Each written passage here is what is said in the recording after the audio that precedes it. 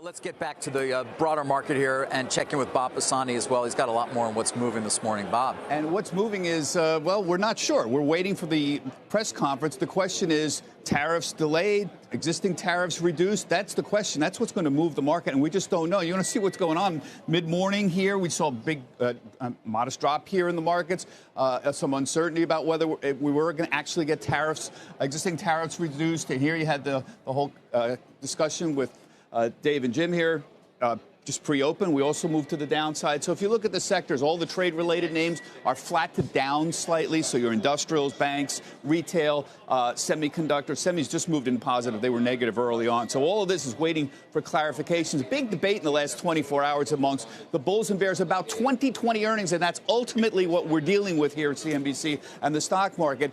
The bulls are trying to make an argument that clarity around a number of issues is going to help the 2020 earnings situation. So just put up here what's been going on here. The Fed, of course, is now neutral, so we have monetary policy accommodative. Rates are lower, definitely a positive. With the Brexit story, the bulls are pushing, don't think Brexit, think labor defeat, and that's a real positive for the market. I'll show you some stocks rallying on labor defeat, less regulation over in the UK. Trade deal, a tariff truce, the prospects of not having to pay additional tariffs into 2020 would be a positive overall. What's missing here is a clear bottom in global growth. But if you can get better signs, that's why we watch all these big global industrial numbers around the world. If you can get some clarity here, you know what all this argues for? Multiple expansion. You could deal with 17.5, 18, where we are now, forward earnings, and say that's very comfortable with this kind of clarity that you got in the market. So a real debate going on right here. Just take a look at some of these UK stocks that are moving. You see things like banks moving,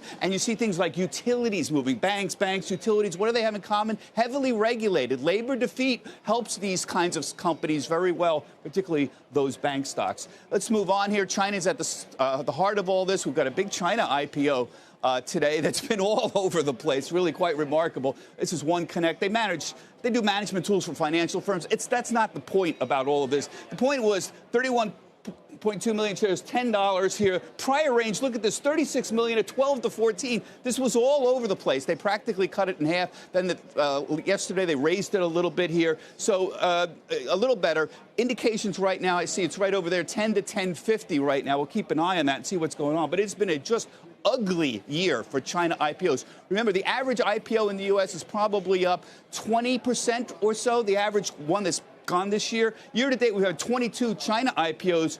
2018, we had 35, but the average return this year for a China IPO down 18%. Average IPO U.S. here, U.S.-based IPO, up about 20%. That is a startling difference overall, and that's a big issue for the markets right now. So just take a look here finally about what's been hurting them. Slowing growth in China, trade tensions here, overall poor performance, that doesn't help things, and tighter regulatory oversight. NASDAQ has tightened things up a little bit about the regulations around these IPOs. And the bottom line is when you get a company like an Alibaba that has now got a listing over in Hong Kong as well, you're going to see some pressure, David, I think, next year if this keeps up. A lot of those companies that are trying to come here to raise money may well try to do it just in Hong Kong if they can.